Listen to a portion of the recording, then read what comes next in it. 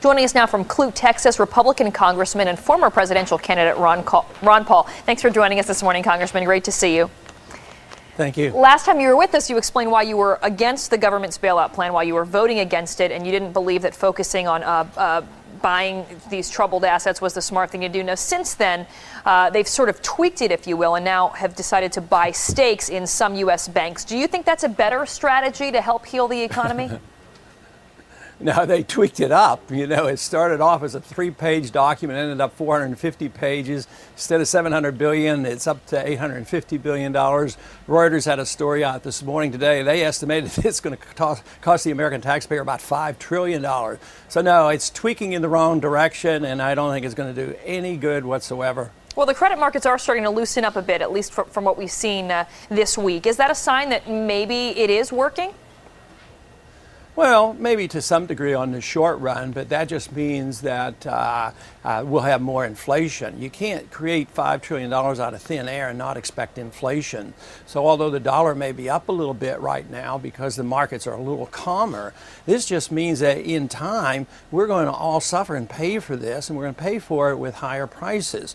And this is the serious problem. It's the attack on the dollar system. They're trying to save the dollar, but this system that we've had since 1971 is non-viable, and it's coming to an end. That's what this whole story is about, the end of a monetary system that we've had since 1971, and something has to give. You just can't create more money out of thin air and propping up everybody. It's an immoral system. You're asking the poor people to bail out the rich. You're asking the innocent people to bail out the guilty. You're asking people to just totally defy the Constitution, because there's no place in the Constitution that says that we can do these things. And besides, economically, it's a disaster. This is going to cause a great deal of harm. Even it's like a drug addict taking a strong fix and he feels better for a day or two.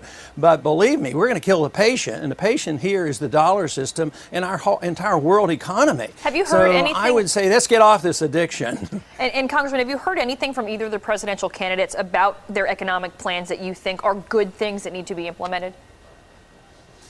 No, not really, but you know, it's tough to find out the good parts. I do think that John McCain has a better approach to the medical problem, and Obama has a better approach to trying to save some money by coming home from Iraq. You know, we're spending $10 billion a month over there, so we could save a lot of money, and that money should be spent back here. But quite frankly, how can we trust anybody? Because, you know, when it comes to the bailout, how do they differ? Both McCain and Obama comes rushing back to Washington and vote for the bailout. Well, they both approved it, and it approved both houses. I know you voted against it, but that leads me to another question. If Barack Obama does end up winning, it looks like the Democrats would really have a trifecta in Congress, both houses and the White House. What does that mean for the American people and also for the GOP?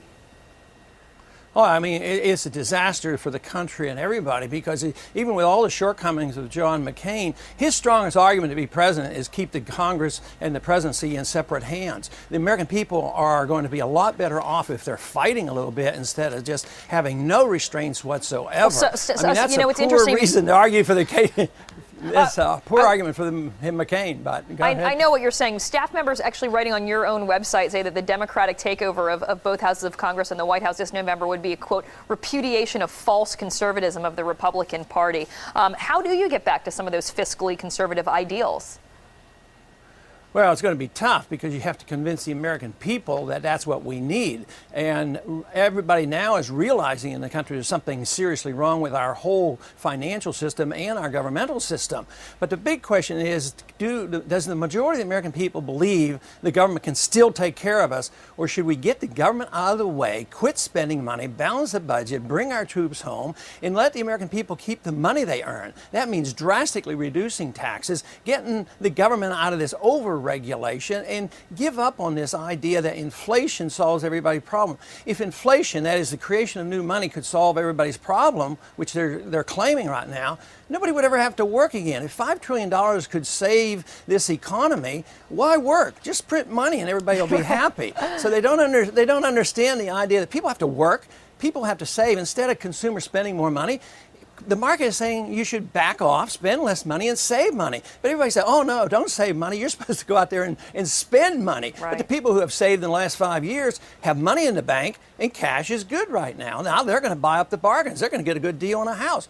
Prices of houses should come down. We shouldn't keep them artificially high. We shouldn't try to stimulate housing. There are too many houses. We should let the market make these decisions. It's arrogant for the politicians and the bureaucrats to believe they can plan the economy and sort this all out. We've been doing it for all these years, and the monetary system is so confusing and so corrupt that the sooner we get back to believing in ourselves, believing in freedom, believing in sound money, believing in the Constitution, we're going to solve these problems. But right now, there's a fight going on in this country. Our numbers are growing.